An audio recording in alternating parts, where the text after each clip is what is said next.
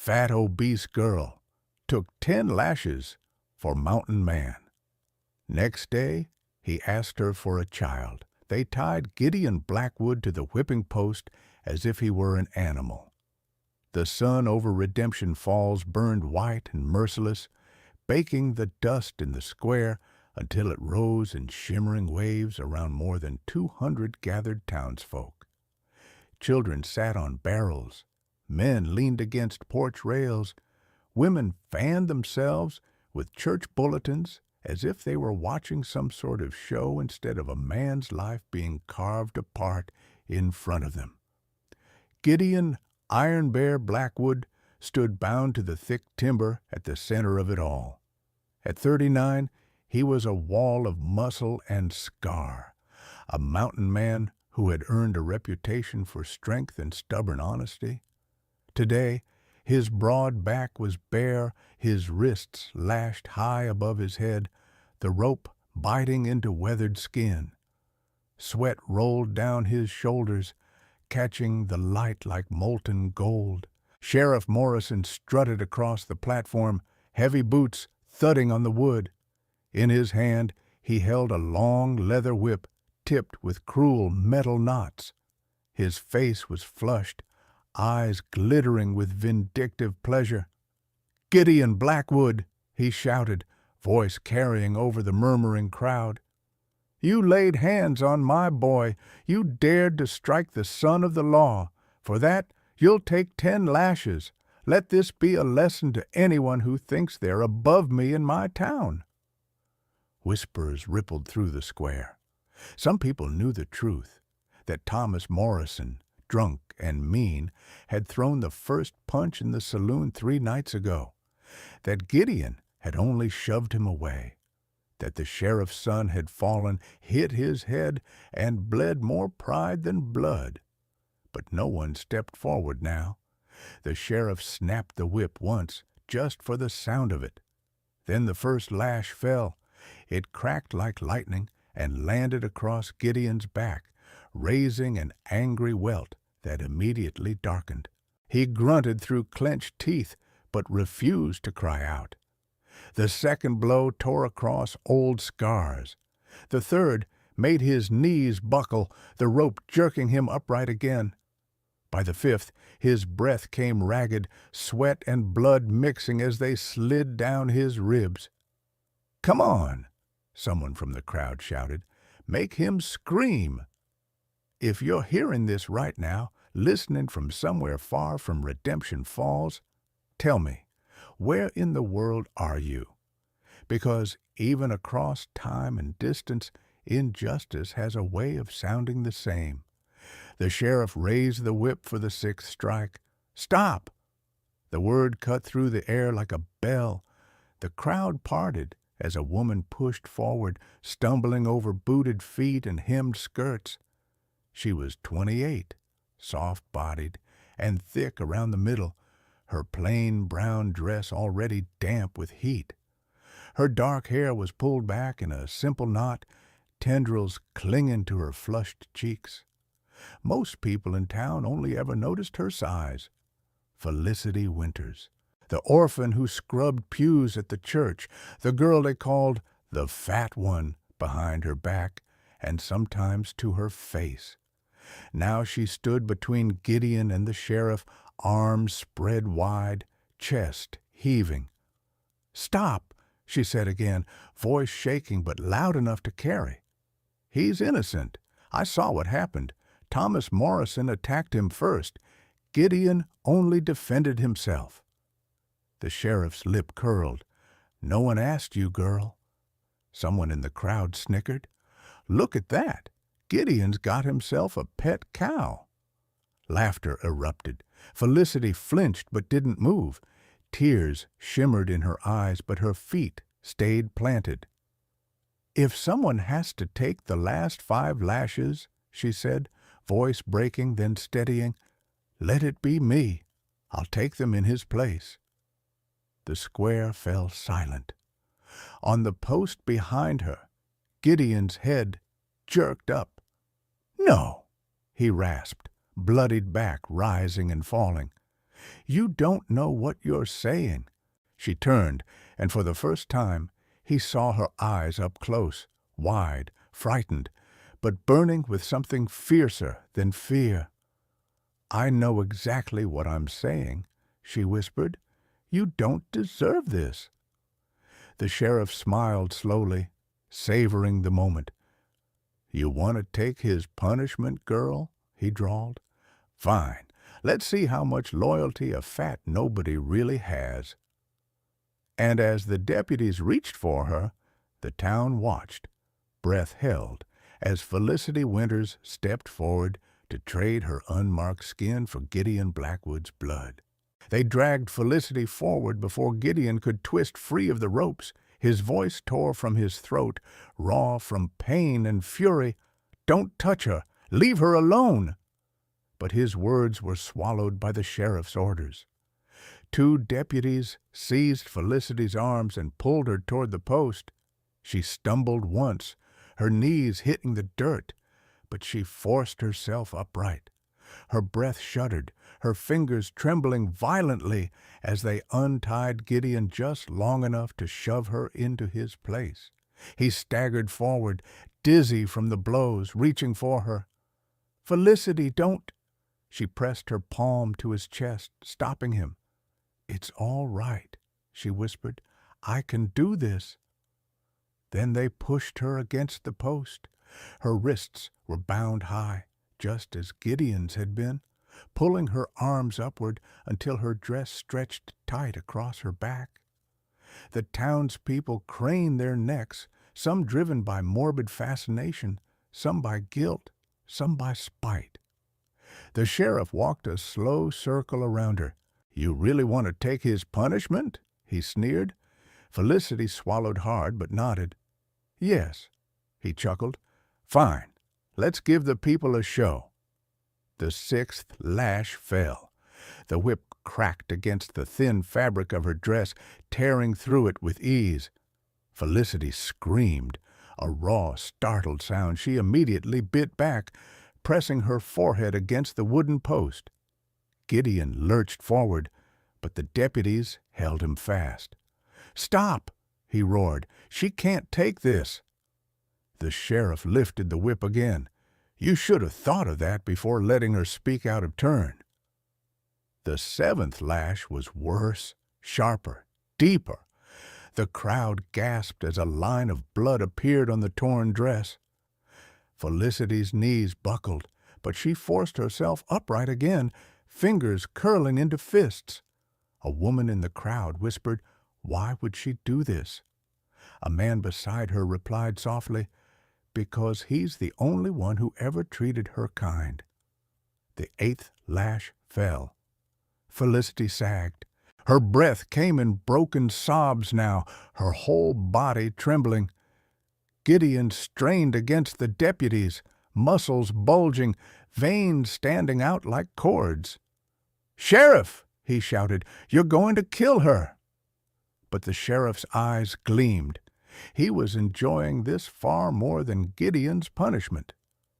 Maybe that's what happens when pigs try to act like saints.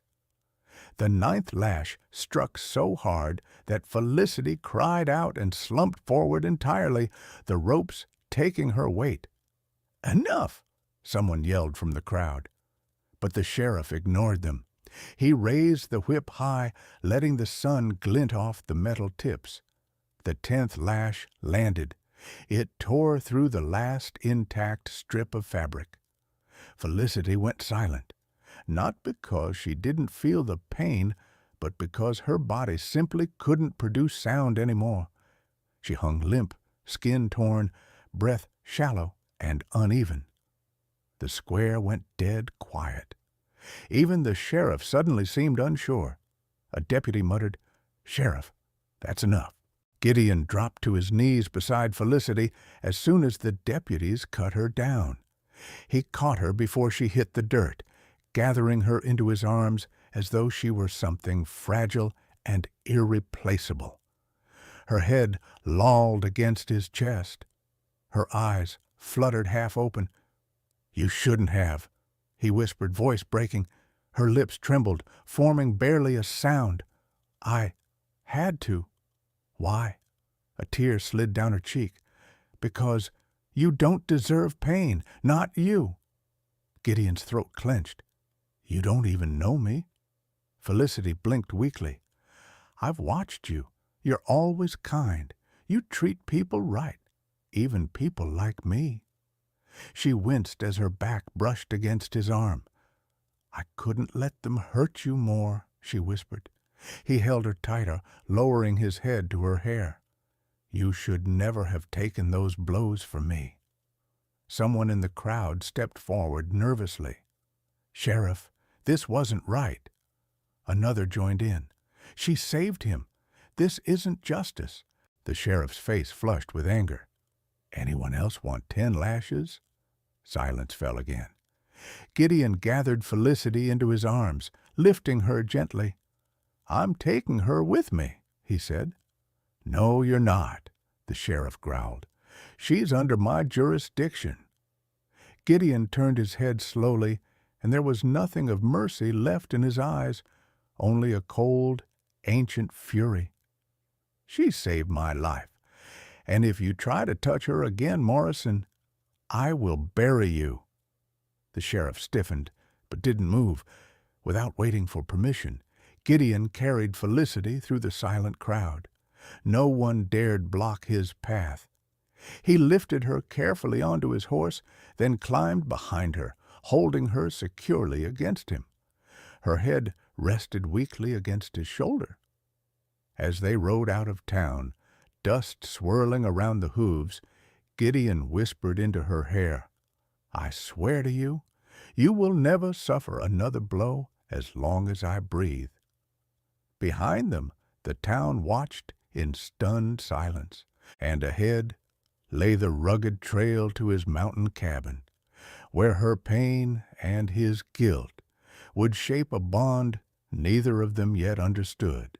Gideon had carried wounded men before, bounty hunters, trappers, soldiers, but never had a body in his arms made him this afraid.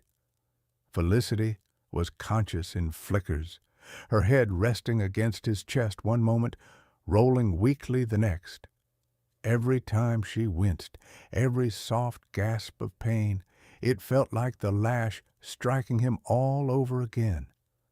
He held her steady in front of him on the saddle, his arms braced firmly around her. His horse, Bramble, moved at a careful, measured pace, almost as if the animal understood he carried something fragile. Stay with me, Gideon murmured near her ear as they left the last buildings of Redemption Falls behind. Don't fade.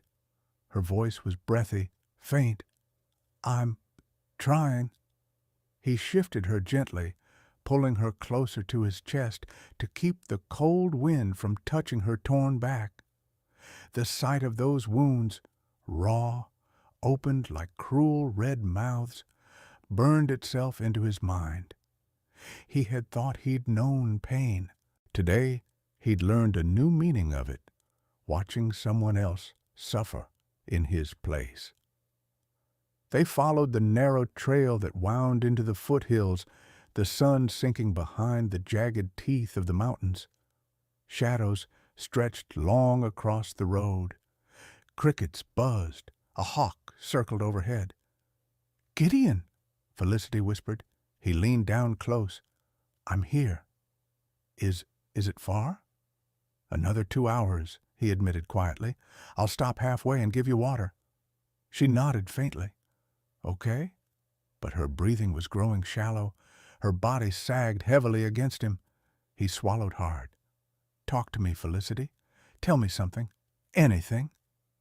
After a long moment, she whispered, I didn't think anyone would notice me. Gideon's brows knit. Why would you say that? A tear slipped from her eye. Because no one ever has.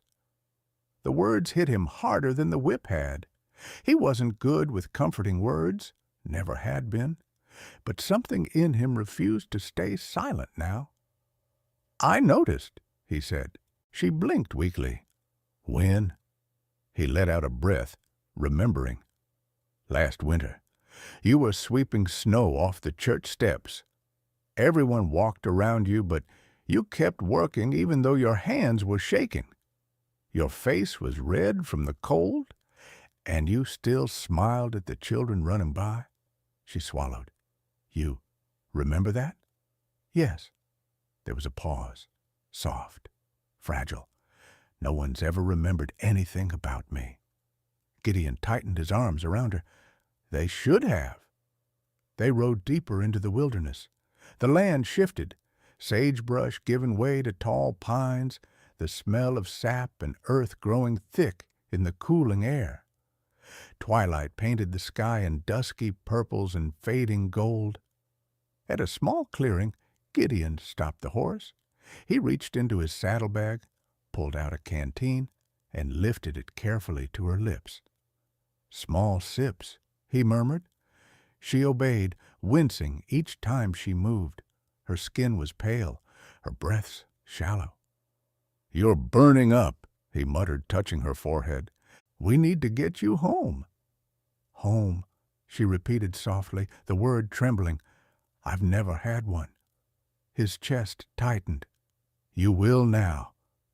He helped her drink a little more before setting the canteen away. As he lifted her back into position, she whispered, Why are you being so gentle?" Gideon looked down at her. Her lashes were wet, her lips cracked from pain and heat. "Because you took 5 lashes for me," he said softly. "That kind of courage deserves gentleness." Felicity closed her eyes. "I didn't do it for courage." "Then why?" She hesitated. He thought maybe she wouldn't answer, but then she whispered, "I did it because I couldn't watch them hurt you." The confession carved straight through him. Gideon tightened his grip around her and spurred Bramble forward. The final stretch climbed sharply. The trail narrowed into switchbacks carved between boulders. Pine needles carpeted the path, muffling the sound of hooves. As the stars emerged overhead, Felicity's shivers grew worse. "Almost there," Gideon breathed. "Hold on." She didn't speak any more. Her head drooped, her weight fully settled against him. Fear gripped him like a vice. At last, the outline of his cabin appeared between the trees, its roof dusted with the day's heat-borne dust, its windows glowing faintly with the last remnants of daylight. Gideon exhaled in relief. He stopped Bramble right beside the porch, dismounted carefully, then gathered Felicity into his arms. She whimpered softly as her wounds shifted. "I'm sorry," he whispered, pressing a gentle kiss to her temple before he could think better of it. "I'm so damn sorry." Her fingers curled weakly into his shirt. Inside the cabin, he laid her on his bed. His, because it was the only one with a soft enough mattress. His hands moved fast but precise, lighting lamps, boiling water, grabbing every salve and cloth he owned. Hours passed as he cleaned her wounds, his jaw tight, shoulders tense. She drifted in and out of consciousness, whispering fragments, apologies, fears, things he couldn't bear to hear. "You're safe," he said again and again, voice low and steady. "You're safe, Felicity. Nothing's going to touch you now." At last, wrapped in soft blankets, her breaths evened, her lashes fluttered. She slept. Gideon pulled a chair beside the bed and sat heavily.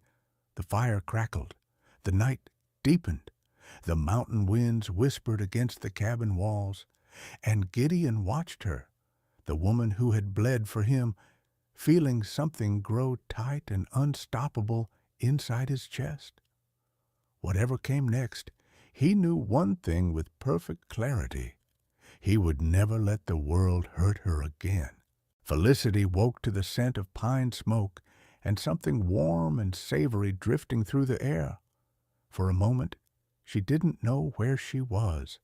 Her body felt weightless, floating somewhere between pain and safety. Then the soft linen sheets beneath her fingertips grounded her. She blinked, staring at the wooden beams above, the faint creak of the cabin settling in the morning cold. Gideon's cabin. Her breath caught.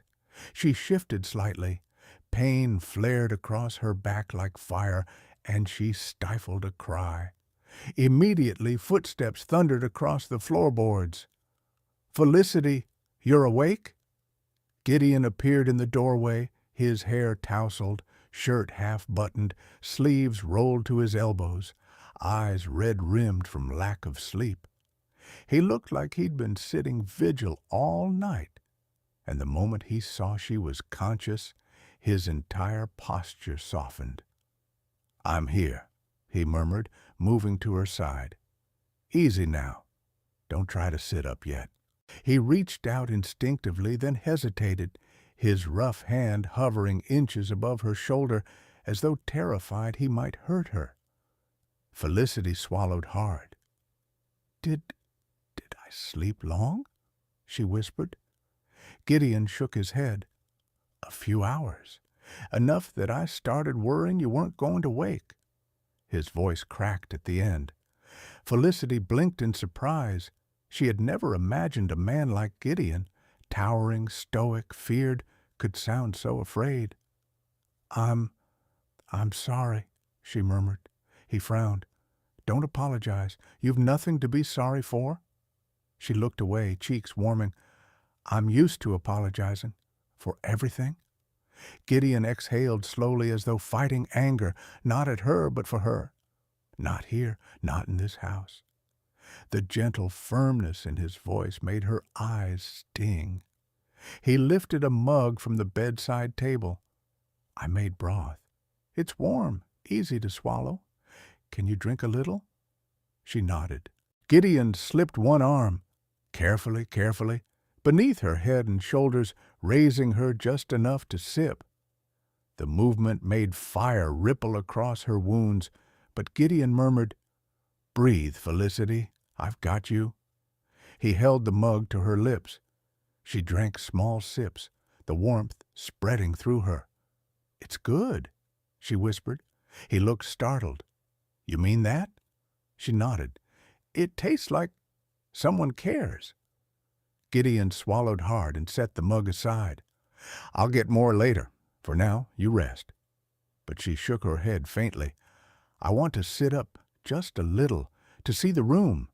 He paused, clearly torn. "You're in no condition to push yourself." "I won't." She managed a small smile. "I just want to feel awake, alive." Something in him gave way. "All right," he said softly. "But lean on me." He slipped behind her, bracing his body so she could sit upright without pressure on her back. When he slid his arms around her waist, supporting her gently, Felicity froze. His warmth enveloped her. His breath was warm on the side of her neck. His hands, big, calloused, steady, rested protectively at her sides. She felt safe. Too safe. "You comfortable?" he asked quietly. She nodded, unable to form words. Her heart hammered in her chest, and she prayed he couldn't hear it. The cabin was simple, but homey. The large stone fireplace, a table worn smooth with years of use, shelves lined with jars of dried herbs, sacks of flour, polished antlers, a rocking chair beside the hearth. Everything was neat, purposeful, touched by the hands of a man who lived alone but cared for the space around him. "It's beautiful," she whispered. Gideon huffed a shy sound. "It's just a cabin." "No," she said, shaking her head carefully. "It's warm, safe. It feels like a home." He stilled behind her. "A home," he repeated in a low voice, as if the word meant more to him than she realized. They sat like that for a long moment, the crackling fire filling the quiet. Gideon didn't move, didn't shift away. He held her as though she were fragile porcelain, but also as though she belonged there in his arms. Then he murmured, "I'm going to change your dressings. It'll hurt. I wish it didn't." Felicity's breath shivered. "I trust you." He inhaled sharply, like the words had pierced him straight through. He helped her lean forward against a stack of pillows, then gently unwrapped the bandages. She bit her lip so hard she tasted blood. Gideon noticed instantly. "Breathe," he whispered, his hand warm on the back of her arm. "I know it burns. I'll go slow." He cleaned each wound with tender precision. His fingertips barely brushed her skin, but each touch carried something deeper: respect, guilt, awe. "Why did you do it?" he asked suddenly, voice thick. "Why take those lashes?" Felicity looked at the wall, too ashamed to meet his eyes. "Because you didn't deserve them." "That's not reason enough to bleed for someone." "Yes," she whispered, "it is. For me." Gideon froze. She continued, voice trembling, "All my life people saw me as worthless, as something ugly, something to mock. But you never looked at me like that. You never laughed at me. You treated me like a human being. That was enough." Gideon bowed his head. "That shouldn't be enough," he murmured. "It was, for me." Their eyes met, and something shifted between them, something neither had asked for, but both suddenly needed. He finished dressing her wounds, then helped her lie back against the pillows. "You should rest," he whispered. "Will you stay?" she asked before she could stop herself.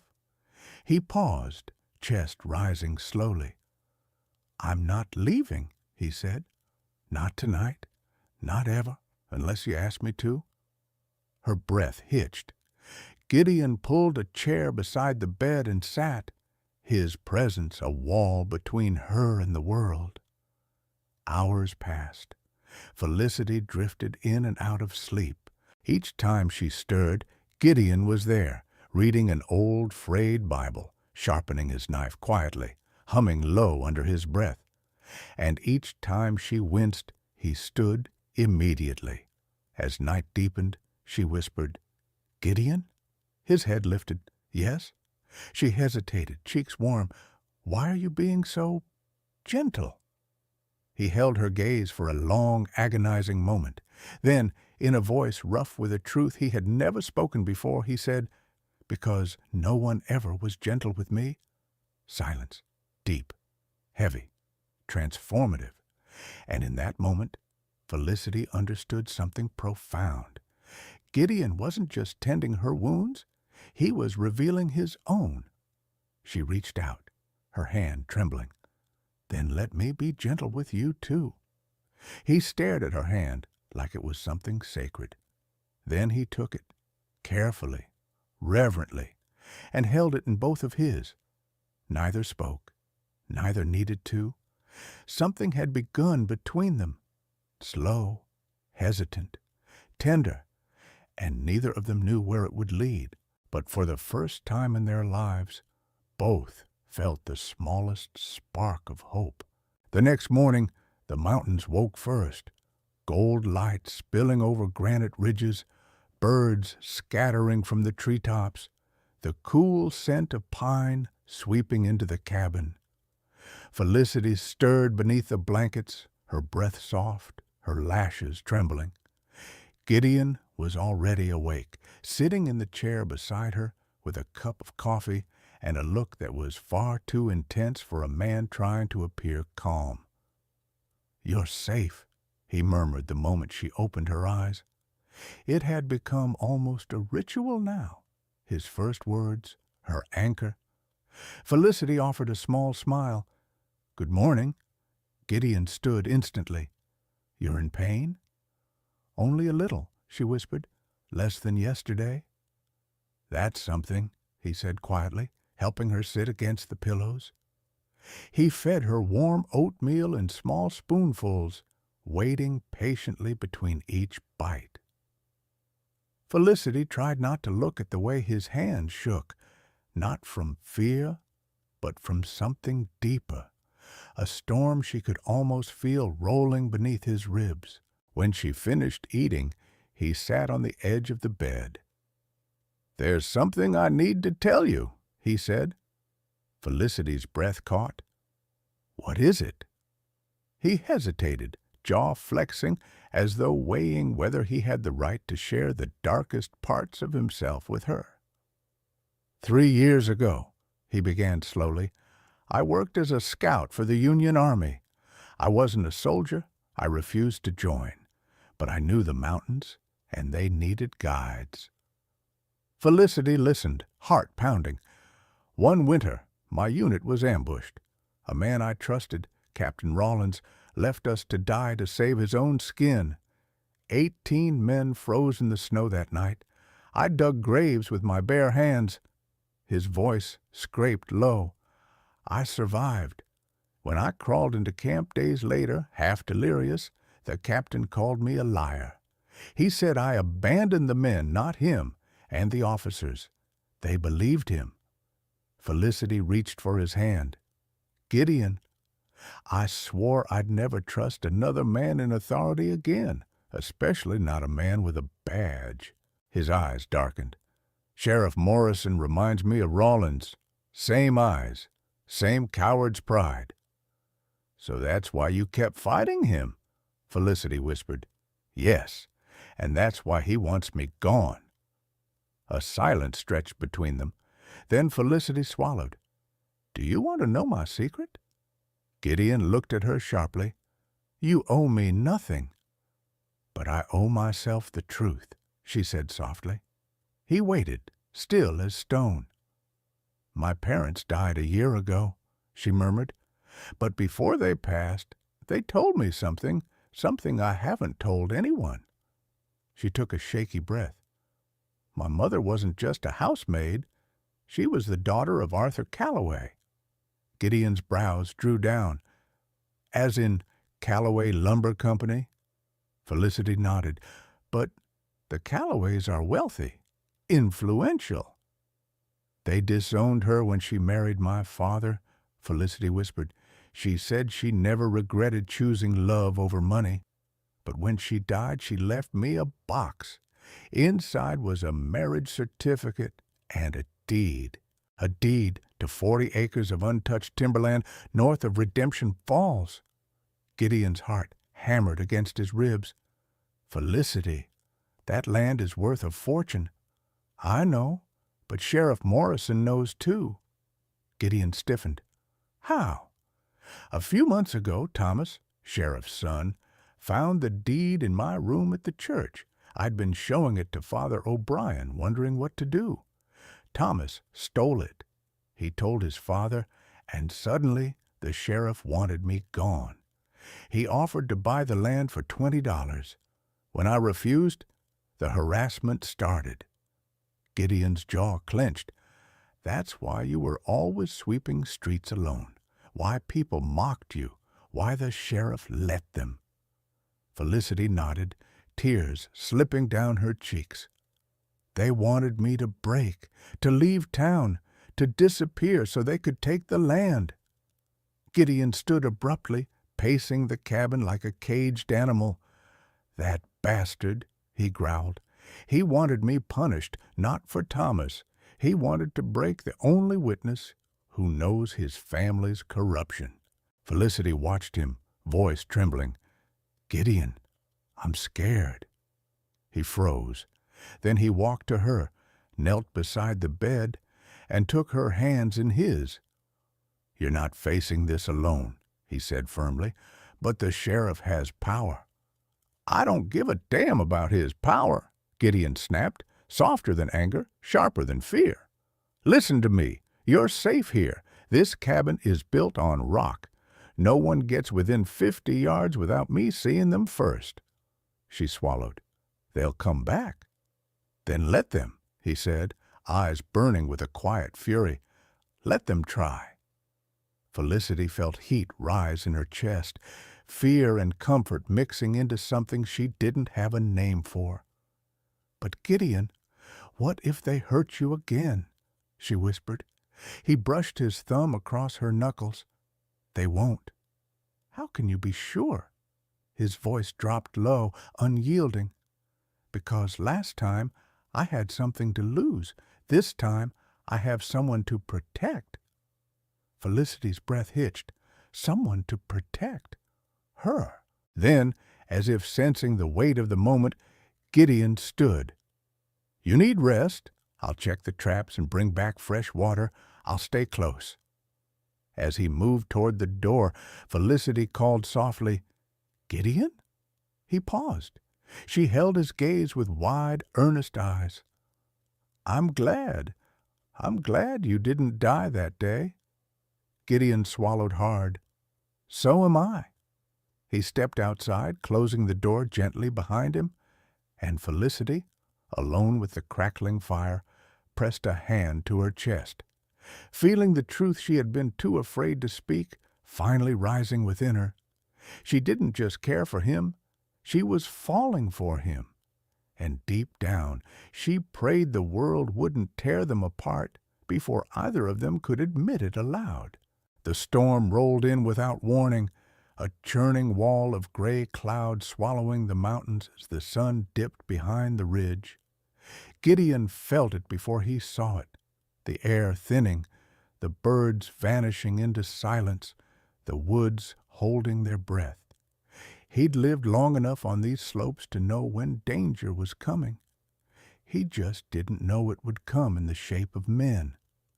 By late afternoon, Felicity was resting, a wool blanket over her knees, the fire crackling softly. Gideon had just stepped back into the cabin with a bucket of water when he saw it. Movement between the pines. A glint of metal, the shape of a rifle barrel just barely peeking through brush. His jaw tightened. They found us. He set the bucket down quietly and crossed to Felicity. Don't panic, he murmured, but we have company. Felicity sat up, gripping the blanket. Sheriff? I count 8 men, Gideon said. Sheriff's with them, Thomas too. Her face went pale. Gideon, your shoulder is still healing. You can't fight 8 men. He knelt before her, placing both hands on her shoulders. Listen to me. You go to the back room. Lock the door. Stay low. You do not come out unless I call your name. Understand? Her lips trembled. But they'll kill you. His voice softened. Not today. She didn't move. Felicity, he said, firmer now. I need you safe. Our child needs you safe. Go. At last, with shaking legs, she rose and hurried to the back room, closing the door behind her. Gideon stood, grabbed his rifle, and walked to the front door. He didn't open it. He didn't need to. A voice was already booming from outside. Blackwood! Sheriff Morrison shouted. You got 5 seconds to open this door before we blow it off its hinges. Don't make this harder. Gideon opened the door slowly and stepped out, tall and unflinching, despite the bandages beneath his shirt. The sheriff sat on horseback, rifle resting on his thigh, 10 men behind him. Thomas stood at his side, a sneer twisting his lips. Well, well, the sheriff said. Mountain Man looks a little tired. Maybe we should have given him 5 more lashes to finish the job. Laughter rippled through the men. Gideon didn't react.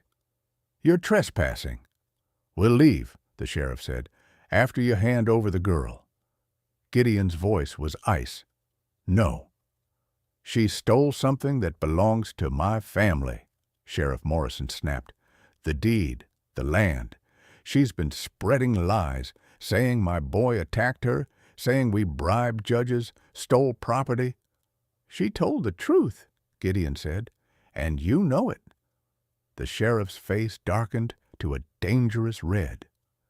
You want to protect her? He hissed. Then you can die with her. Thomas stepped forward, spitting at the ground. That fat sow ruined everything. That land is ours. It isn't, Gideon said calmly. It never was. Thomas laughed. What do you care? She's nothing. She's fat, useless, ugly. She's not worth the air.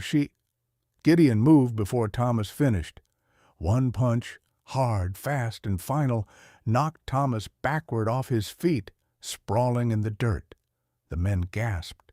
Sheriff Morrison's face contorted with fury. "Kill him!" Rifles lifted, but Gideon was ready. He dove behind a wooden post as bullets tore through the air, splintering the porch beams. He rolled, fired one precise shot. One man fell. He shifted, fired again. Another collapsed, holding his chest. The sheriff's men scattered, shouting, firing wildly into the trees. But they weren't mountain men. They weren't hunters. They didn't know the angles of a cabin built on a slope.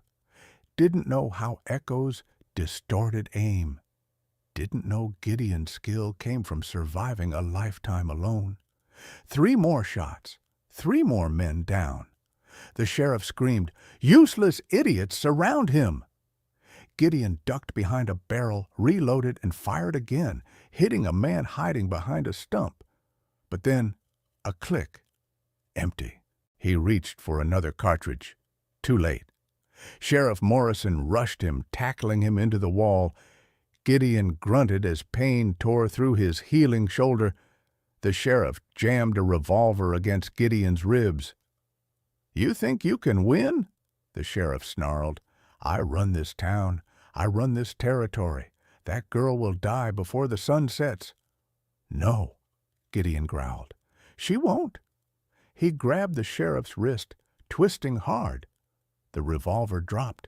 They grappled, fists flying. Sheriff throwing wild, rage-fueled blows, Gideon landing heavy, deliberate ones. Then a shot rang out. Both men froze. The sheriff looked down. A bullet wound bloomed red across his thigh. He turned. Felicity stood in the doorway, Gideon's spare pistol in her trembling hands, her breaths shallow, but her eyes blazing with a courage that made the sheriff's men stumble back. "Get away from my husband," she said, voice shaking but steady. The sheriff snarled, "You stupid!" Gideon seized the moment. One last strike, one that sent the sheriff crashing unconscious into the dirt. The remaining men stared at Felicity, at Gideon, at the bodies on the ground. Then they dropped their rifles and ran. Silence fell. Felicity lowered the pistol. Her arms shook violently. Gideon rushed to her, catching her before she collapsed. "You shouldn't have come out," he whispered, voice thick. "I couldn't let them kill you," she sobbed. He held her tighter than he'd ever held anyone in his life. "You saved me," he murmured. "Again." She pressed her forehead to his chest. "And I'll do it again if I have to."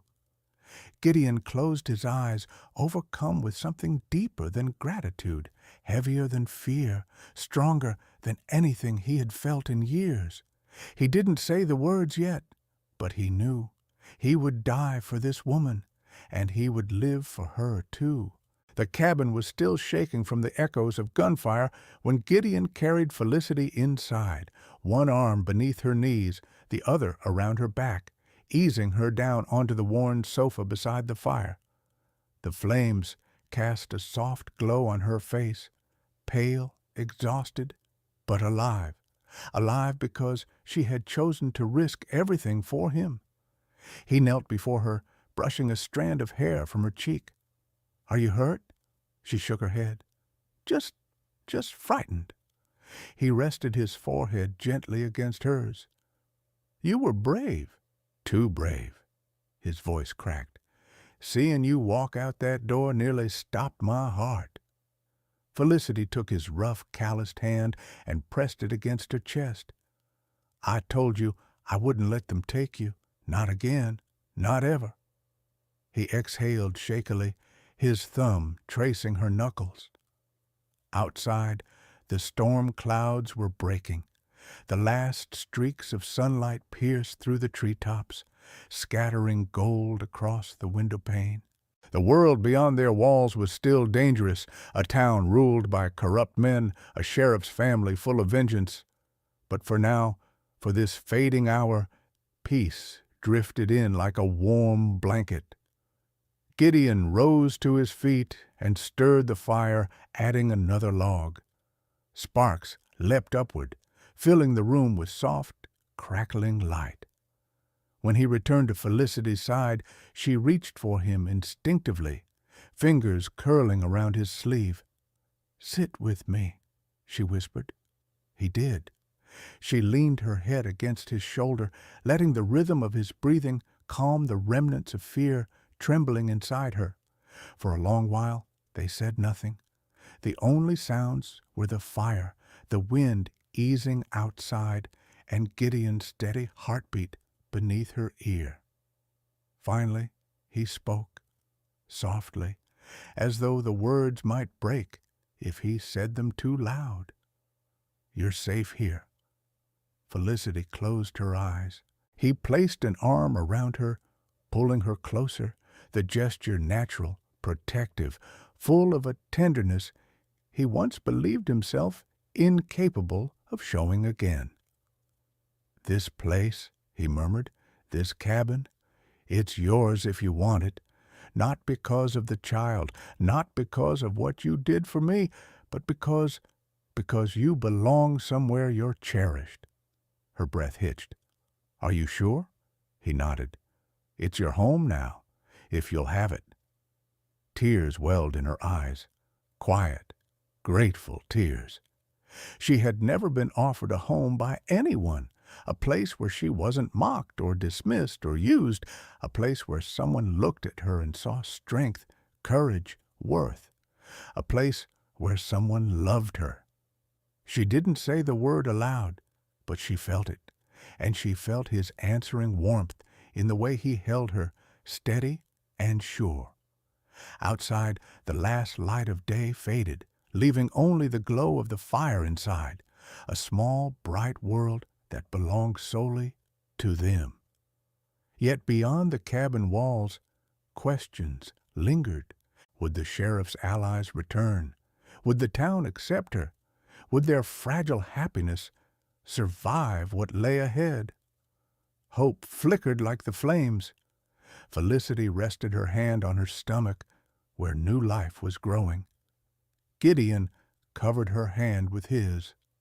Whatever waited beyond the tree line, whatever darkness or judgment or danger still circled their world, they would face it together. And for tonight, that was enough. Stories like this remind us that love isn't born from perfection. It grows in unlikely places, between broken people who choose to fight for one another when the world turns cruel. If you're listening right now, no matter where you are in the world, I hope you remember this one truth. Courage doesn't always roar. It often whispers, "Stay, try again, love again." Tell me in the comments, where are you listening from tonight? Your messages remind me that stories can connect hearts across miles, across borders, across every kind of darkness. And if you still believe in love, don't go far. The next story is already waiting for you. "I'm claiming you tonight, little one," the giant mountain man growled to the fat teacher. "3 slices of bread? No wonder you look like that." The words hit harder than the slap that followed. Prudence Ashford swayed where she stood at the front of the one-room schoolhouse in Copper Valley, Montana, her palm pressed to her burning cheek. The chalk dust on the blackboard behind her seemed to blur as tears filled her eyes.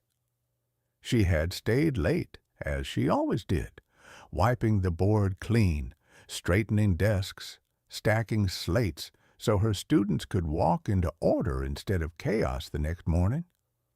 Outside, the autumn sun was sinking behind the golden hills. Inside, 3 women stood in the doorway like a jury that had already decided the verdict. Constance Whitmore, the mayor's sharp-boned wife. Martha Blackwell, thinner than a fence post and twice as mean. Victoria Morrison, draped in lace they could no longer afford, but refused to give up. They let their eyes drag slowly over Prudence's body, the soft swell of her hips beneath the plain gray dress, the roundness of her arms, the faint pull of the bodice over a chest she'd long ago learned to hide. Prudence felt each glance like a knife. "Mrs. Whitmore," she began carefully, "if there is a concern about your children's lessons, I'm happy to—" "Our concern," Constance snapped, jabbing a manicured finger toward her, "is that you are an embarrassment. To this town, to our children, to the profession of teaching." Martha sniffed, her lip curling. "The boys go home talking about how their teacher waddles between the desks. The girls say you eat 3 slices of bread at lunch while the rest of them manage with 1. What are you teaching them? Gluttony? Laziness?" "I skip breakfast most days," Prudence whispered, throat tight. "So I can afford the ink and readers for your children. The slap came fast, Constance's hand cracking across her face. "Don't you dare play the martyr, you fat little fraud. Look at you. You fill the room like a sow stuffed for slaughter. You want to stand in front of our children and pretend you're an example." Prudence's eyes burned. She had come from Boston with carefully folded certificates and a heart full of hope, believing that if she worked hard enough, someone, somewhere, might be glad she existed. Yet here, in this small town tucked against the mountains, she was still the same girl she'd been in every classroom she'd ever entered. Too big, too visible, too wrong. "Tomorrow," Victoria said coldly, "you will resign. You will pack what little you have and leave Copper Valley. If you don't, we will make sure every family withdraws their children. You will not survive here without us." They swept out, skirts swishing, leaving the scent of perfume and contempt behind. Prudence's knees gave out. She collapsed into the nearest student desk, burying her face in her hands. Sobs tore loose, raw and ugly in the empty room. Maybe they were right. Maybe she was a mistake in a world that wanted its women small, quiet, and easily ignored. "I should go," she whispered to the darkening room. "They don't want me here. No one ever does." The schoolhouse door creaked. Heavy footsteps thudded against the worn plank floor. A shadow fell across the rows of desks, long and impossibly large. Prudence lifted her head, wiping her eyes with trembling fingers. A man stood framed in the doorway, so tall his shoulders nearly brushed the lintel, broad enough to block the fading light. He wore a black bearskin coat, dusted with mountain wind, and his storm-gray eyes went straight to the red print on her cheek. "Miss Ashford?" His voice rumbled through the room, low and deep. "Who put that mark on your face?" Before tonight, she had never believed a man like that would even bother to learn her name. If you're listening to this right now, where in the world are you? Tell me in the comments. I rid everyone. Prudence stood frozen, her breath caught halfway between shame and fear. The enormous man filled the entire doorframe, towering, broad-shouldered, carved from cold mountain wind and scarred years.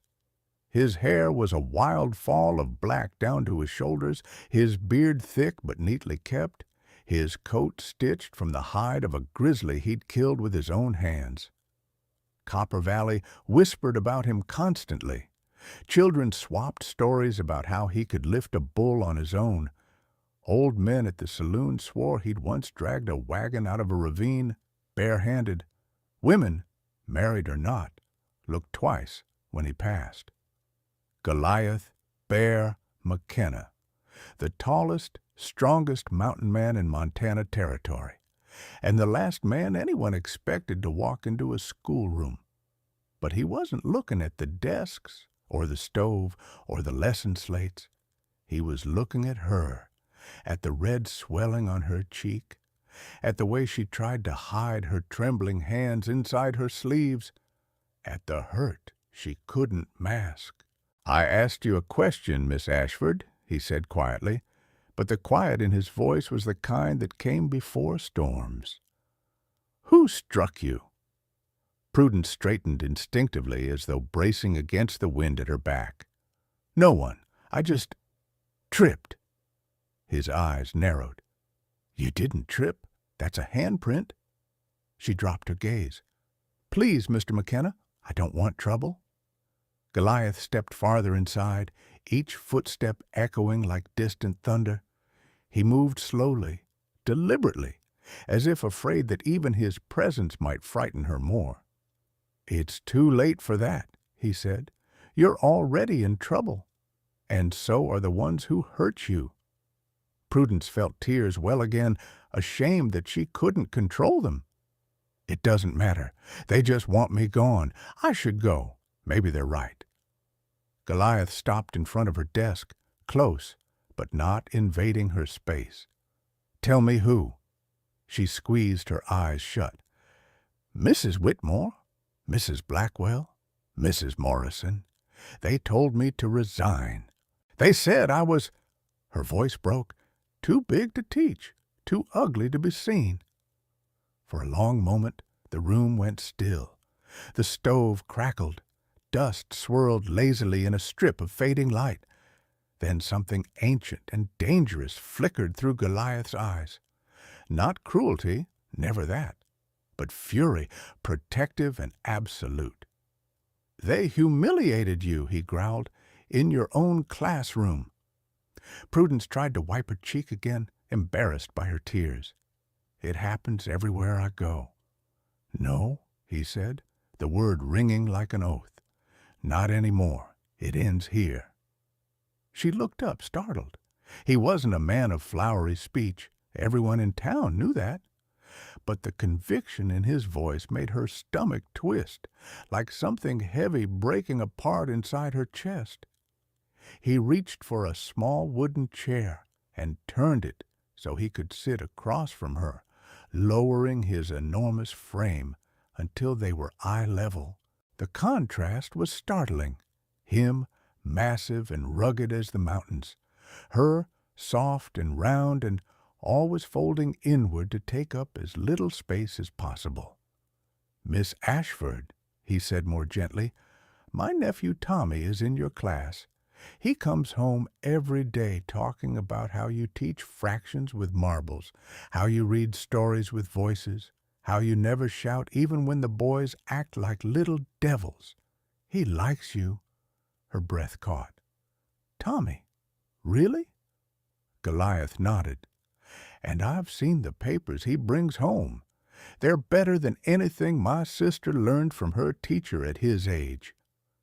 A flicker of pride, small, fragile, warmed her chest. "Those women want you gone because you're not like them," he continued. "You don't use your beauty to win favor. You don't gossip in front of the mercantile. You don't pretend your families aren't months from losing everything." Prudence swallowed hard. "They said parents won't let their children stay if I remain." Goliath leaned a fraction closer, not touching her, but making sure she heard every word. "They won't dare push you now."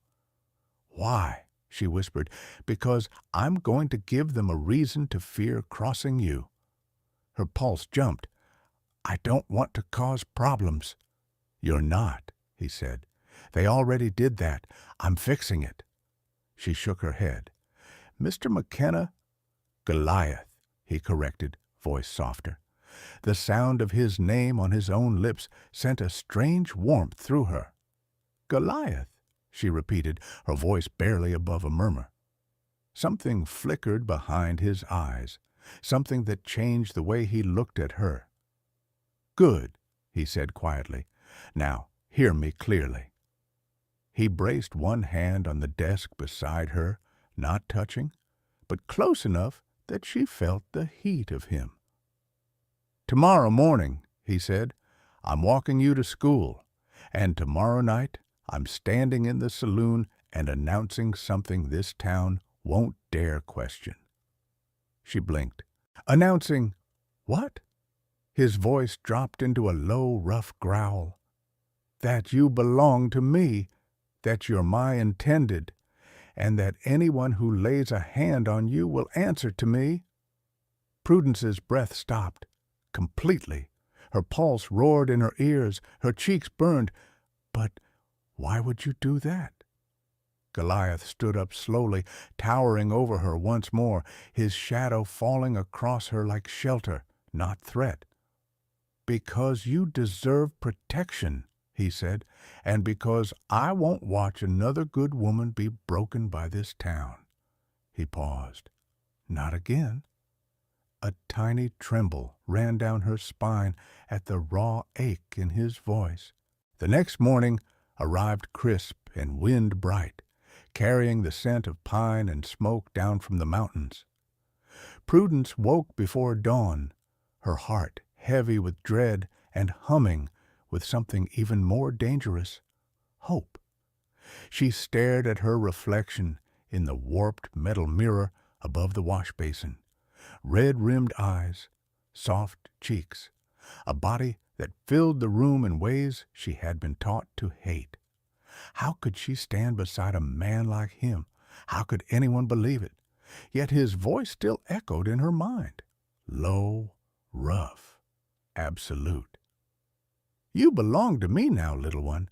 I'll make sure this town knows it." Her breath trembled. When she stepped outside the schoolhouse, bundled in her gray shawl, Goliath was already waiting by the fence, arms folded across his chest, the morning wind tugging through his hair. He looked like a creature carved from mountain stone, immovable, unbending. Prudence hesitated. "You didn't have to come." "I did," he said. "Get your books?" She swallowed and obeyed. As she approached him, he moved closer, and then, before she could even prepare for it, he reached down, slid his massive hand around hers, and laced their fingers together as though it were the most natural thing in the world. Her breath caught. "Goliath!" "It's for show," he murmured. "People are watching." But the warmth engulfing her palm felt far too real. As they walked toward town, curtains fluttered, doors cracked open, every head turned, murmurs rippled through Copper Valley like wind through dry grass. "Is that Prudence Ashford? With him? He's holding her hand." Impossible! Prudence tried to pull her hand back, mortified, but Goliath tightened his grip just enough to stop her. "Keep your chin up," he said. "You're not hiding any more." She did as he asked, though her knees trembled. When they reached the schoolyard, a crowd had formed, mothers whispering harshly into gloves, men pretending not to gawk. Tommy, Goliath's nephew, stood proudly on the steps, grinning from ear to ear. A hush fell as Goliath stepped forward. He raised their joined hands into the air. "This woman," he said, voice booming across the schoolyard, "is Prudence Ashford. She is under my protection. She is my intended." A gasp tore through the crowd. Prudence froze, heat flooding her face. She tried to speak, to correct him, to deny the lie, but no sound came out. Constance Whitmore shoved her way forward, face flushed with outrage. "This is absurd. Goliath McKenna, are you out of your mind? That fat little—" Goliath moved so fast no one saw it happen. 1 second he stood beside Prudence. The next he had stepped directly into Constance's path, towering over her, blocking her view entirely. "You will not finish that sentence," he growled. Constance stumbled back, color draining from her face. "This town may tolerate your gossip. Goliath continued, "but you will not slander my future wife." Prudence choked. "Future wife?" "That's right," Goliath said loudly enough for every listening ear. "We'll be wed in spring. Anyone who doubts it can meet me outside the saloon tonight." A wave of stunned silence washed over the crowd. Prudence finally found her voice.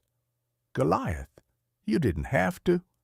"Yes," he said quietly, turning to her. "I did." He lifted her hand slightly, barely enough to draw her closer, but the gesture undid her completely. She'd never been pulled close by a man, never been held without mockery shadowing it. "We'll talk later," he whispered. "For now, hold your head high." She nodded, throat tight. The bell rang. Children filed inside, shooting her wide eyes and shy smiles. For once, none of them laughed. None pointed at her weight. None whispered. Goliath released her hand slowly, reluctantly, his thumb brushing her knuckles before he let go. "I'll be back at noon," he said. "I'll bring lunch." She blinked. "You don't have to do that." He stepped closer, lowering his voice. "I'm claiming you tonight, little one. I can start by feeding you today." Her breath stuttered. "Goliath, please, don't say that here." But he only gave her a slow, devastating half-smile, one she had never seen him give anyone, and tipped the brim of his hat. "Inside you go. Teach well."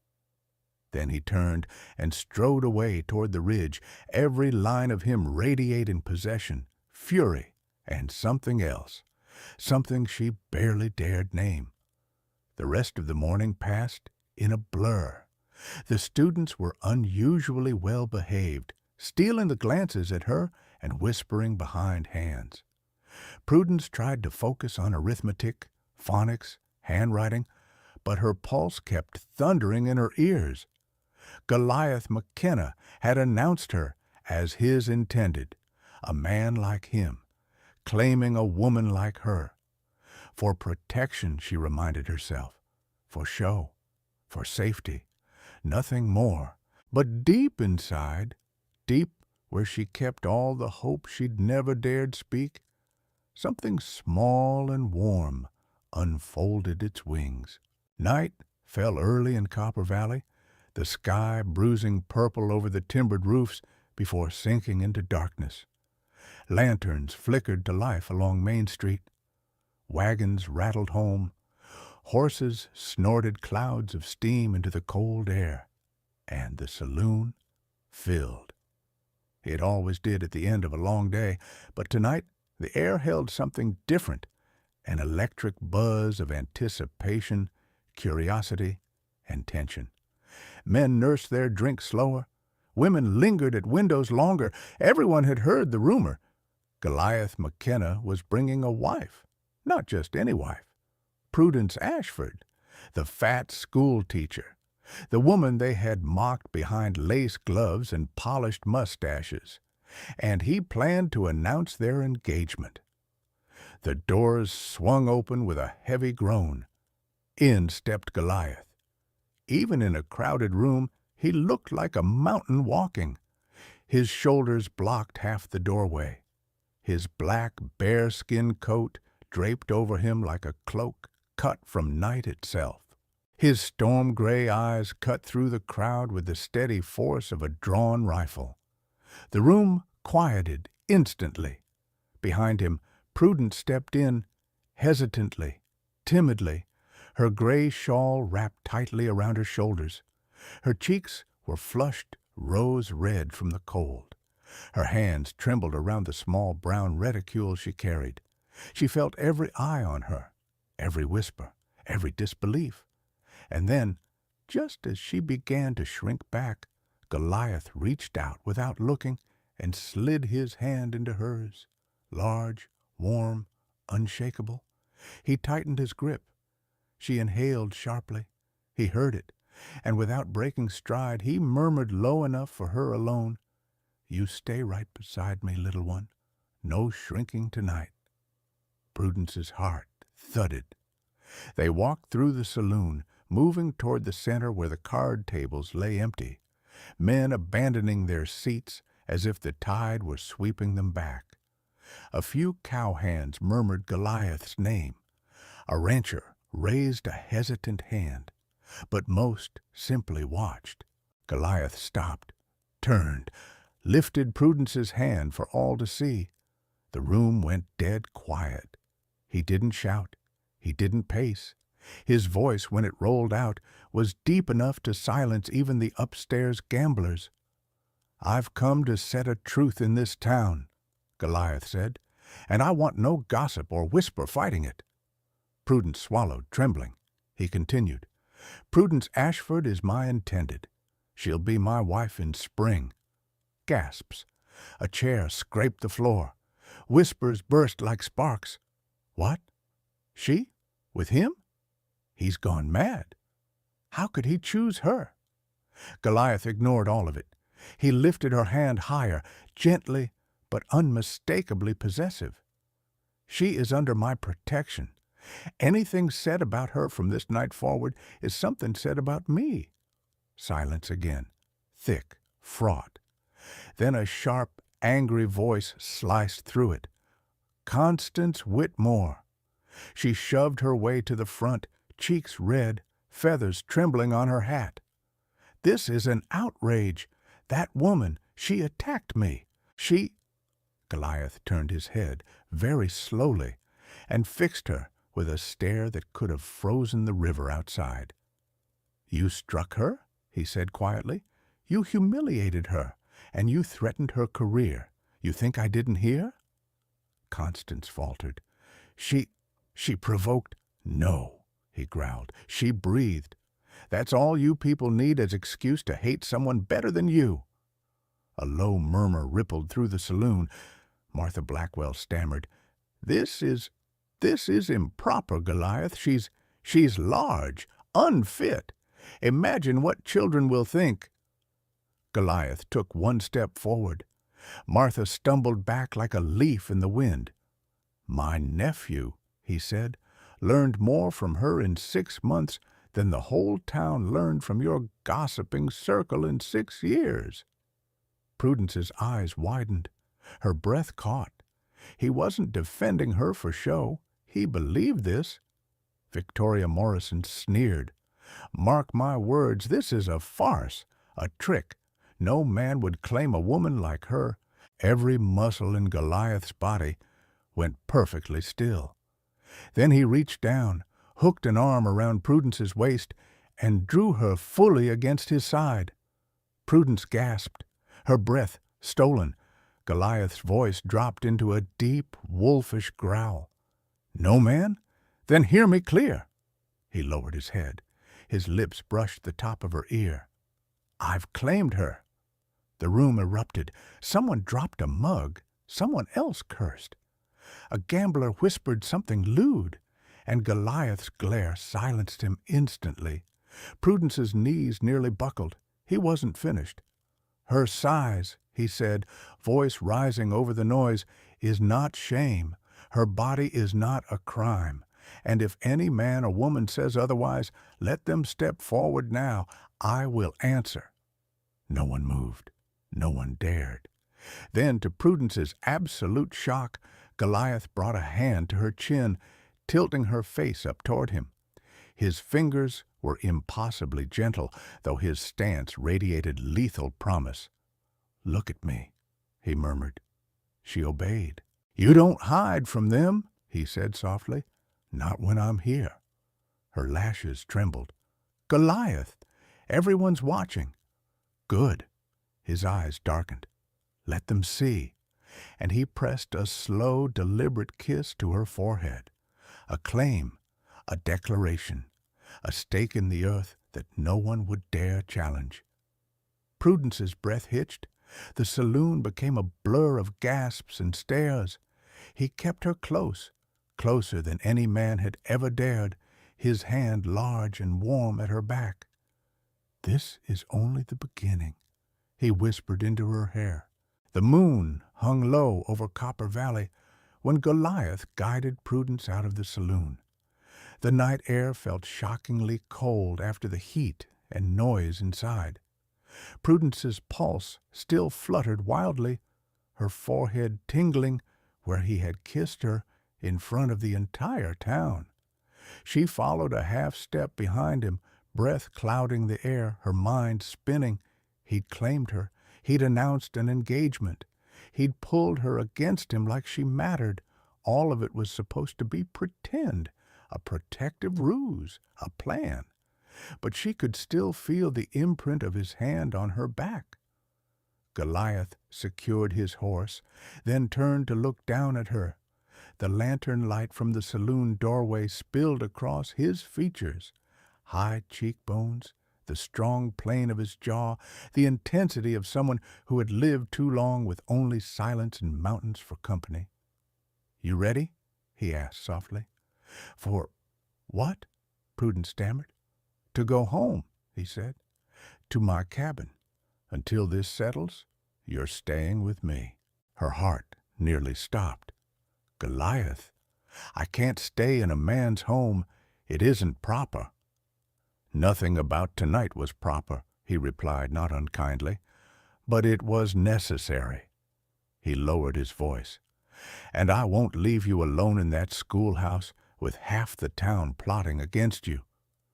He didn't give her time to argue.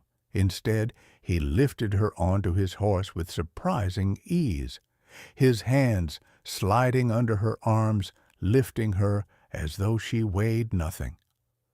Prudence gasped at the effortless motion. "You'll be warm in front," he murmured, swinging up behind her. "Lean back. The night's cold." Shaky, unsure, she let her spine rest lightly against his chest.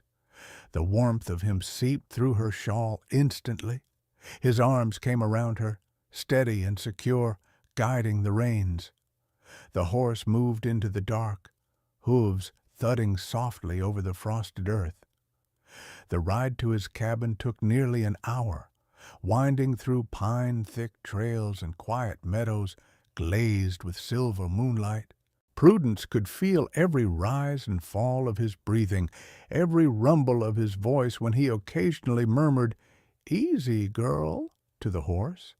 Her thoughts tangled in the rhythm of his warmth. "Goliath, why me?" His breath brushed the top of her ear. "What do you mean?" "No one has ever stood up for me like that," she said. "They never saw anything in me worth defending." He grunted. "Then they're blind." She swallowed. "You say that, but you barely know me." "I know enough," he said. "I know the way you teach, the way the children talk about you, the way you stayed in that school every night until the lamps burned low, the way you worked while they mocked your body and your voice and your clothes. I know you've been carrying more weight than the curves they pick at." Heat rose in her cheeks. "You notice too much." "Not enough," he said quietly. She fell silent. When they reached his cabin, the lantern by the door still glowed from his morning lighting, a warm, steady welcome in the dark. Smoke drifted from the chimney. Snow-dusted logs framed the porch. He dismounted first, then reached up for her. "Come here," he said. I can climb down." "Not tonight." His hand circled her waist, and he lifted her gently, lowering her until her feet touched the cold earth. He didn't let go immediately. His fingers lingered an extra heartbeat, steadying her. Prudence's breath hitched. Inside, the cabin glowed with firelight. The warmth hit her immediately. The scent of cedar and stew, the quiet hum of crackling logs. A wooden table sat against the wall, covered with maps, textbooks, and a half-whittled piece of pine. "This is lovely," she whispered. He shrugged. "It's a place to sleep." But she saw more. Care in every corner, order in every object. A life lived with intention, not accident. I set up the spare room for you, he said, gesturing toward a door on the right. Fresh linens, fire already lit. You'll be warm. You didn't have to do that. He turned, eyes locking onto hers. I did. I don't bring trouble into my home unless I intend to handle it. Her cheeks burned. He paused, then softened. I also made supper. There was a bowl by the hearth, stew rich with venison, potatoes, onions, herbs. He handed it to her, along with a thick slice of buttered bread. You need strength, he said. Eat. She sat on the rug near the fire. Goliath settled on the floor beside her, not too close, but close enough that his presence steadied her racing thoughts. After a long, comfortable silence, Prudence spoke. You said last night that you'd seen this happen before. Goliath's whole body stilled. She regretted asking. You don't have to tell me. No, he murmured. You should know. He leaned forward, elbows resting on his knees. When I was younger, before the mountains became my refuge, there was a woman I cared for. His voice roughened. Rebecca, Tommy's mother, my sister. Prudence's breath caught. Your sister? He nodded slowly. She was a teacher, too, bright, soft-hearted, and the town treated her the way they treat you, whispering about her weight, sniggering behind fans, parents complaining she wasn't presentable. She hid it from me for months. A shadow passed over his face, a storm rolling across high peaks. When I finally learned the truth, I tried to fix it, but I was too late. She left a note. She went to the river. Prudence covered her mouth, heart breaking for him. Goliath, I'm so sorry. He closed his eyes for a beat. When I saw your cheek yesterday, when I heard what they said, something inside me snapped. I won't watch another good woman be destroyed by their poison. Silence fell between them, but it wasn't empty. It was full, heavy, fragile. Prudence touched his arm, not daring to grip, just a feather-light brush of her fingertips. You saved me, she whispered. Goliath looked at her then, really looked, his gray eyes dark as wet stone. I didn't save you, he rumbled. Not yet. She shivered, not from fear, never fear, not with him beside her. He rose slowly. Get some rest, little one. Tomorrow, the real fight begins. Prudence stood as well, the firelight warming her cheeks. Goliath? He paused. Her voice dropped to a whisper. Thank you. His jaw flexed, his eyes softened, and for the briefest flicker of a moment, he smiled. I told you, he murmured, you're mine to protect. Then he stepped away into the dim hallway, leaving Prudence standing in the warm glow of the fire, her heart pounding with a truth she could no longer deny. The pretending was becoming real, far too real. Snow drifted softly through the pines the next afternoon, the sky a pale sheet of silver. Prudence finished her lessons early, the children unusually protective, unusually sweet, and walked out to find Goliath waiting beside the school fence, as he had promised. He lifted her onto the horse without a word, his hands lingering around her waist a heartbeat longer than necessary. They rode home through the quiet woods, and for a few brief hours the world felt peaceful. But peace in Copper Valley never lasted long. The storm broke after dusk. Prudence was cleaning dishes by the hearth when the horses arrived, 6 of them, hooves pounding, men shouting, women screeching. Goliath stiffened instantly, lifting his head like a wolf scenting danger. Without speaking, he crossed the room in 2 strides, grabbed his rifle from above the door, and cracked open the shutter just enough to see outside. His shoulders tensed. Stay behind me, he said, voice dropping into the deep growl Prudence had only heard once before. "What's happening?" she whispered. "They've come," he said. "The ones who hurt you." Her stomach plunged. A woman's voice rang across the yard, high, furious, shrill. "Goliath McKenna, bring out that lying fat school teacher this instant." Prudence froze. Constance. She recognized the screech. Then another voice, Martha's, cold as poison. "We'll drag her out ourselves." A third, Victoria, spitting venom. "No one makes fools of us. Not that bloated girl, not you." Prudence clutched the back of Goliath's coat. They came all this way?" "No," Goliath said, shutting the shutter firmly. "They didn't come alone." Behind the women, he recognized 5 hired guns, men with whiskey-heavy sways and hands hovering over their holsters. "They brought trouble," he muttered, "and they brought it to my home." A fist pounded on the cabin door. "Open up, mountain man, or we burn the place down." Prudence gasped, stepping back. But Goliath turned, caught her trembling hands in his, and held firm. "You stand behind me," he said quietly, "no matter what happens. You hear?" She nodded, barely breathing. He kissed her forehead, fast, protective, grounding. "Good girl." Then he opened the door.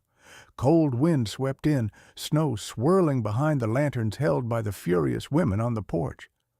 The 3 matrons glared up at Goliath, faces twisted with righteous rage. "There she is!" Constance shrieked, pointing behind him. "That worthless thing humiliated us. She made a mockery of our families." Goliath stepped fully into the doorway, blocking their view of Prudence. His voice dropped to a lethal calm. "You came to my home to threaten my intended?" "She isn't your intended," Martha spat. "You're lying. This is all for show." "Then why protect her?" Victoria snapped. "Why keep her here like some—" Goliath stepped forward, and the porch boards creaked under the pressure of his weight. "Because she is mine," he growled. The men behind the women shifted uneasily. One reached for his gun, too slow. Goliath moved with brutal speed. He punched the man square in the jaw, dropping him into the snow. Another lunged at him with a knife. Goliath twisted his wrist until the blade clattered to the ground. A third swung a fist. Goliath ducked, drove his shoulder into the man's chest, and sent him crashing into the woodpile. It was not a fight. It was a storm, and Goliath was the thunder. Prudence watched from the doorway, breath ragged, hands pressed over her heart. She had never seen violence, not like this, but she wasn't afraid, because she saw the truth. Every blow he threw, every strike he delivered, every man he dropped, he did it for her. When the last hired gun sputtered into the snow, Constance let out a terrified squeal. You monster! You brute! How dare you—" Goliath turned, one slow, heavy step onto the porch, then another, until he towered over the 3 women like a mountain blotting out the sky. "You laid hands on my woman?" he said softly. Constance paled. "We didn't—" "You slapped her," he said. "You humiliated her. You brought violence to my home." Victoria trembled. "We didn't think you would—" "That was your mistake." He didn't touch them. He didn't have to. His voice alone was enough to send them stumbling backward into the snow. "Go home," he said, "and pray you never come near Prudence again." The women fled. The men crawled after them. Goliath stood in the doorway, watching until the last horse disappeared into the trees. Then he turned to Prudence, his chest heaving, his eyes burning. "Are you hurt?" he asked. She shook her head, voice breaking. "No, you protected me." He stepped inside, shut the door, and pulled her gently but firmly into his arms. Always, he murmured into her hair, you're mine to protect, little one. Prudence pressed her face against his chest, tears slipping down her cheeks. Not fear, not shame, but something deeper, something shattering. Goliath, I don't want this to be pretend any more. He stilled. Slowly, he lifted her chin with 2 fingers, his gaze fierce and tender all at once. It stopped being pretend, he whispered, the moment they laid a hand on you. The cabin felt impossibly quiet after the chaos outside, snow hissing softly against the shutters, the fire crackling low in the hearth, Prudence's breath unsteady as Goliath held her close. His arms wrapped around her like a fortress, the heat of his body seeping through her dress, steadying the tremor in her knees. He pulled back just enough to see her face, tear-streaked, afraid, but not of him, soft, flushed, trembling with something fragile and new. Say it again, he murmured, voice roughened by everything he'd just fought for. Look at me and say it. Prudence swallowed, forcing herself to lift her gaze to his. I don't want this to be pretend anymore, not the engagement, not you walking me to school, not you fighting for me, none of it. His breath hitched, a quiet, stunned sound she never imagined a man like him could make. Goliath cupped her jaw in one massive palm, his thumb brushing lightly along the curve of her cheek. Little one, he whispered, I ended the pretending hours ago. Her lips parted. You did? When they came here, he said, stepping closer until her back brushed the door, when I saw them reach for you, something inside me snapped. I wasn't protecting a woman I was pretending to court. I was protecting the woman I want. Prudence's pulse fluttered wildly. Goliath! He leaned down, his forehead resting against hers, his breath warm and uneven. You think I claimed you to scare them? His voice softened. No, I claimed you because I meant every word. A trembling sigh escaped her. He continued, voice low enough to shake through her bones. You're the first light I've had in years, the first person to make this cabin feel like a home instead of a shelter. He swallowed thickly. And the first woman I've wanted beside me when the day ends. Prudence felt her knees give, and Goliath braced his hands against the door on either side of her head, caging her without touching, giving her every chance to slip away. She didn't. Instead, she whispered, voice breaking, Why me? His answer came without hesitation. Because you're gentle, because you're strong, because you care more than this town deserves, because you're beautiful the way a sunrise is beautiful, quiet at first, then impossible to look away from. His chest rose with a deep breath. And because I love you? Prudence's tears spilled freely. You love me? I do, he said, voice steady. Sure, I love all of you, every curve, every kindness, every fear, every part they tried to shame out of you. He dropped to one knee before she could speak. So massive the floorboards groaned beneath him. He took her hand, holding it as though it were fragile glass. Prudence Ashford, he said, eyes burning with a fierce, unshakable tenderness. I claimed you to protect you, but now I'm asking for real. Will you marry me? Will you be my wife, not for the town, not for show, but for me? Her breath broke. There was no hesitation. Yes, she whispered, voice trembling with joy. Yes, Goliath, I'll marry you. He rose in one powerful movement, swept her into his arms, and kissed her, slowly, reverently, as if sealing a vow older than both of them. When he finally pulled back, he pressed his forehead to hers again and murmured, You're mine, little one, and I'm yours, from now until the mountains fall. Winter melted slowly that year, retreating inch by inch from the hills around Copper Valley. By the time the first green shoots pierced the soil, the town had already learned a truth they could no longer fight. Goliath McKenna kept what he claimed, and he had claimed Prudence Ashford with an iron certainty no gossip could shake. Their wedding was not grand. It was not crowded. It was not dressed in silk or applause. It was quiet, deeply, profoundly quiet, just as Prudence wanted. The ceremony took place on a ridge behind Goliath's cabin, where the pine trees swayed like silent witnesses and the mountains stood solemn in the distance. Only a handful of people attended. Tommy, the pastor, two of Prudence's students holding small wildflower bundles, and the wind carrying the scent of thawing earth. Prudence wore a simple cream dress that brushed her ankles. Nothing extravagant, nothing meant to hide her shape. Goliath had insisted on that. "You walk to me as you are," he told her gently that morning.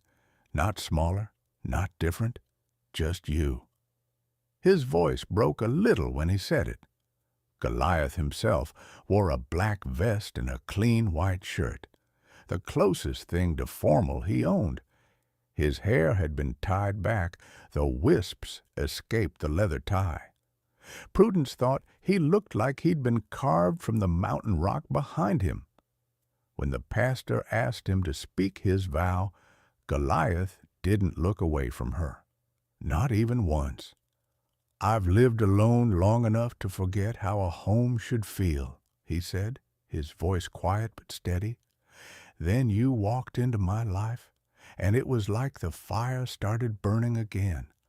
I vowed to protect you, to stand between you and every storm, to give you laughter when you're tired and rest when you're weary. I vow to love you with every sunrise and guard you with every nightfall. You are my little one, my heart, my wife." Prudence's eyes blurred with tears. Her turn. "I was invisible before you," she whispered, "not because people didn't see me, but because they didn't want to. You saw me. You heard me. You held me when no one else would. I vow to stand beside you, to hold your grief and your joy, to be your partner, your comfort, your home. I vow to love you in every way I know and in the ways I'll discover for the rest of my life." When the pastor pronounced them husband and wife, Goliath didn't wait. He gathered her into his arms, one arm under her knees, the other around her back, and kissed her as though the whole world had narrowed into this one perfect moment. And for Prudence, it had. Life afterward was not perfect, but it was safe, warm, loved. Each morning, Goliath kissed her forehead before she left for school. Each night, she fell asleep with his arm heavy and protective around her waist, his breath steady behind her. Months later, when the first snow returned, Prudence sat beside the fire, her head resting against Goliath's chest, and whispered, "I'm glad everything happened the way it did." Goliath kissed the crown of her hair. "So am I, little one." And the mountains outside seemed to agree, standing silent and eternal around the home they now shared. Every time I read your comments, I'm reminded how stories bind us. Across distance, across loneliness, across the worlds we build in our minds. Tell me, where in the world are you listening from today? And if you still believe in love, stay with me. The next story is waiting for you.